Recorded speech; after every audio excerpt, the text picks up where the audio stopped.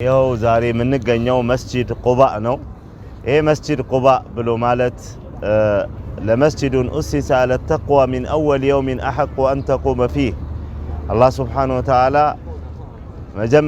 ከመጀመሪያው ጀምሮ በተቅዋ የተገነባው መስጂድ ላይ ልትቆም ይገባሃል ብሎ ረሱሉን ሰለላሁ ዐለይሂ ወሰለም ያዘዘበት ይሄ መጀመሪያ የተገነባ መስጂድ ነው። ለመስጂዱን ኡሲሰ አለ ተቅዋ ሚን አወል የውሚን አሐቁ አን ተቁመ ፊህ ይበልጥ ልትቆምበት የሚገባው እሱ ነው። እዚያ ውስጥም ፊህ ሪጃል ወንዶች አሉ። ምን አይነት ወንዶች?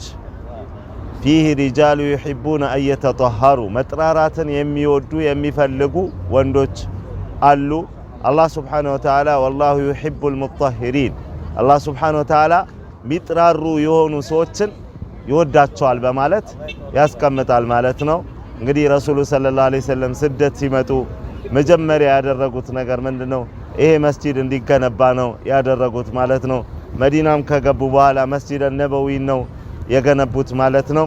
አላህ ሱብሓነሁ ወተዓላ ያው በዚህ መስጂድ ላይ በመናልፍበት ሰዓት ላይ ዚያራው ይወፍቀን እንላለን። በዚህ መስጂድ ፈድሉ አንዱ ከቤቱ ጧሃራ አድርጎ ውዱእ አድርጎ መስጂድ ቁባ መጥቶ 2 ረካዓተን የሰገደ ልክ ዑምራ እንዳደረገ ይቆጠርለታል በማለት ረሱላችን ሰለላሁ ዐለይሂ ወሰለም የተናገሩበትም ሐዲስ አለ። አላህ ሱብሓነሁ ወተዓላ ይሄንንም ይወፍቀን። ወሰላሙ ዐለይኩም ወራህመቱላሂ ወበረካቱ።